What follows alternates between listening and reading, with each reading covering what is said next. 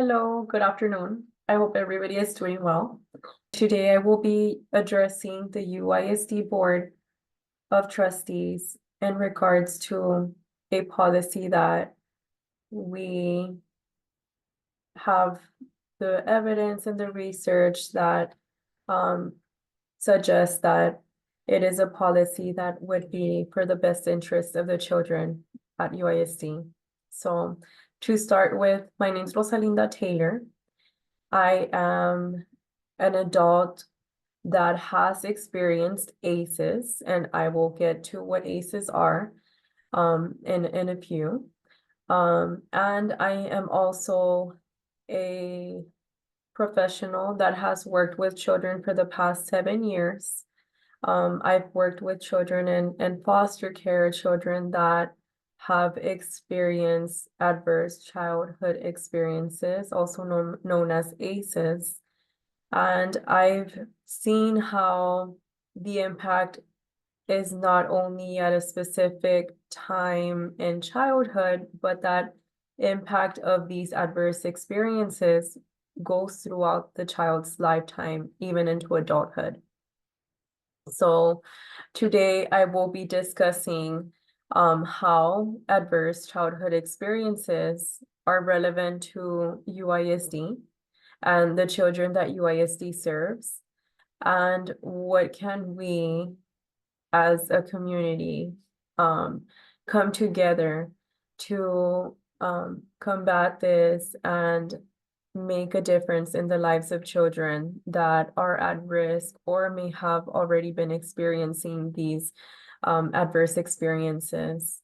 So to begin, what are ACEs, right?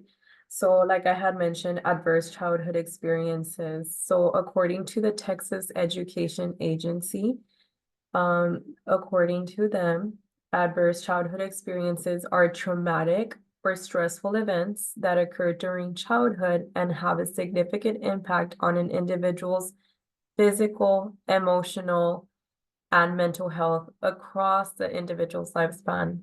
So like I had mentioned, in my line of work, I've seen children that have had a severe traumatic experience when they were 5, and they are already in their 15, 16 years, and they are still exhibiting the impact of that trauma, whether it's through having substance use disorder, mental health disorders. Sometimes we see that they're more likely to be victimized if they have had a history of being victimized themselves. So moving on to the different types of ACEs, because as I mentioned, these experiences can vary. And we have ACEs that sometimes individuals may experience physical abuse, emotional abuse, sexual abuse.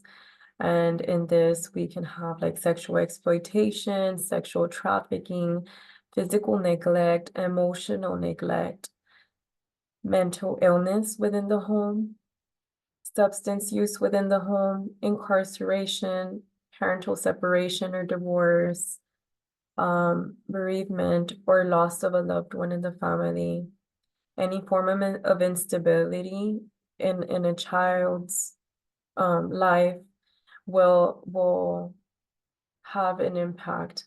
And how is this relevant to UISD?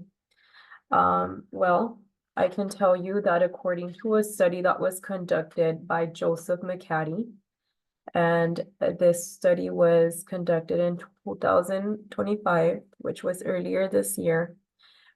In their study, they did find that 1 in every 10 children will experience 3 or more ACEs throughout their childhood. So how is this relevant? It is affecting children, a great portion of children throughout. Like, just picture 10 children in a room, and at least one of those children will have experienced at least 3 or more ACEs. So that is pretty significant considering that in a classroom, we can have anywhere from 20 to 30 kids. So that is maybe 2 to 3 children in that classroom may be impacted by ACEs. This number could be more. This is research of what was reported. This is not taking into account what wasn't recorded. So in a study that was also conducted by Cortés and Nivel in 2019, they actually found that compared to 2.7% of Texas children, these are children between the ages of 6 through 17, and these children had no ACEs. So these 2.7% of children that had no ACEs were likely to repeat a grade. But children with 2 or more ACEs were 17.2% more likely to repeat a grade. So that's roughly about 15% more likely to repeat a grade, the difference between having and not having an ACEs. We also see in this study that school-age children with at least 3 ACEs were 5 times more likely to have lower academic attendance, 6 times more likely to have behavioral issues in school, and 4 times more likely to have chronic health conditions. So we see that certainly ACEs is an issue, and it is relevant to the children of UISD as it is relevant to children across the board. But what is the solution that we're going to be speaking about today? So something that we would like to propose is having parents involved into the equation. The proposal is for parents and caregivers to be presented and offered trauma-informed education. Something that we do know that is a lack of trauma-informed education in parents and caregivers means that sometimes parents and caregivers will not have access to that education elsewhere, or access to resources and how to help themselves elsewhere. Sometimes the educational system, meaning UISD, school, you all are the only source of information for parents, for the only resource available for parents to be able to help their children. So in turn, the impact of parents not having this access to education, to resources, actually enables adverse childhood experience. To fill the gap would be to provide parents with the support and the development